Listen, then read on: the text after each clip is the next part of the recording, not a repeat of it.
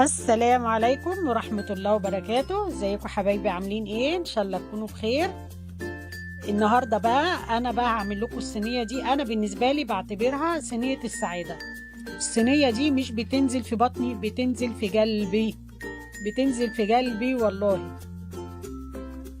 مكوناتها بسيطة جدا. اول حاجة معانا نص كيلو لحمة مفرومة، نص كيلو سجق، ونص كيلو كبدة. هنتبل بقى اللحمة: فلفل اسود، كمون، كزبرة، 7 بهارات، حبهان مطحون، شوية بقدونس مفرومين، وحتة من اللية، وبصلة مبشورة، ومعايا نص كوباية من البرغل، وملح، ومعايا نص كوباية من البرغل كنت نقعاه.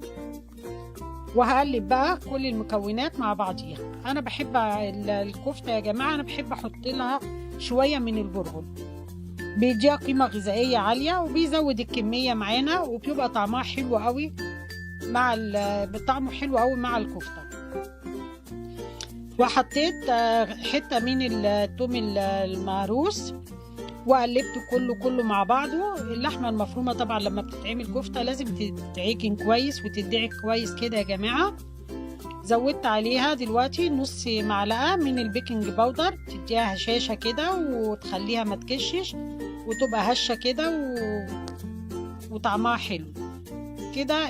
الكفتة بتاعتنا جاهزة، والأنسجة بتاعتها اتمسكت كلها مع بعضيها، وبقت الكفتة معانا جاهزة. هندهن بقى ايدينا زيت ونبدأ بقى نعملها كور كده. دي أنسب شكل، يعني الكور أحسن مما تكون صوابع. على البوتاجاز بقى هنجيب المقلاية بتاعتنا، وهنحط حوالي 3 معالق كبار من الزيت. هنزل عليهم بحتة من اللية كده متقطعة، وانزل عليهم بالسجق. هقلب كده لحد ما السجق يبدأ ياخد لون معايا. مش هنسيب اللية تاخد لون، لا، هنخلي كله في قلب بعضه كده. السجق خد لون معانا، هنزل عليه بالكفتة. مش هقلبها يا جماعة ولا اي حاجة، هسيبها كده يا دوب بس ارج المقلاية لحد ما تتشمع معايا عشان ما تفكش وتبدأ تاخد لون. انزل عليهم بالكبدة. الكبدة اخر حاجة طبعا، انتوا عارفين الكبدة ما بتاخدش وقت. واسيبها اول ما الكبدة تبدأ تاخد لون معايا كده هقلب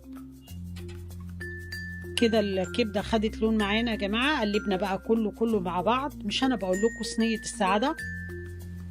ريحة بقى وطعم وجمال مش قادرة اقول لكم. وقبل ما اطفي عليها بحط بصلاية كده متقطعة شرايح، وكم قرن فلفل حار، بيدي كده طعم ومش بيحرقها ولا حاجة، بس بيدي طعم كده فيها واللي يحب ياكله يعني بياخده من وسط الحاجة. وانا مش عايزة البصل بتاعي يتحمر، يا دوب بس يتدبل.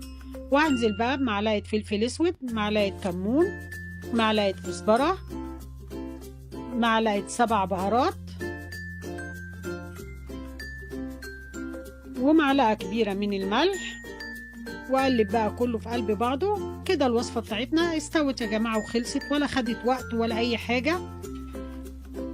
وقبل ما اطفي بقى انزل عليهم بقطعة كده من الثوم المهروس، بيديها ريحة كده حلوة في الاخر. مش هنستنى اما يتحمر معايا. وادي الصينية بتاعتنا جاهزة. هنجيب بقى صينية كده ونحط فيها العيش. ودي كان شوية جرجير قطعتهم وحطيتهم عشان انزل على الجرجير دوت بالوصفة بتاعتنا وبالاكلة بتاعتنا. طبعا العيش ده في الاخر بقى بنتخانق عليه لانه بيبقى متشرب من كل السوائل بتاعت الاكل ده كله. بصوا منظر الصينية يا جماعة، والله مش بقول لكم صينية السعادة.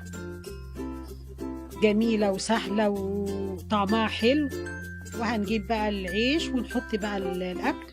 طبعا الفلفل ده اهم حاجة بالنسبة لي، ومعلقة الطحينة. وقلب بقى. واللفت بتاعنا بقى دوت اللي هيبلع معانا الاكلة. ويا سيدي على الجمال، ويا سيدي على المنظر. يا ريت تجربوها، هتعجبكم جدا. ولو عجبكم الفيديو يا ريت لايك وشير، واشتركوا في قناتي، هيجيلكوا كل جديد. والسلام عليكم ورحمة الله وبركاته.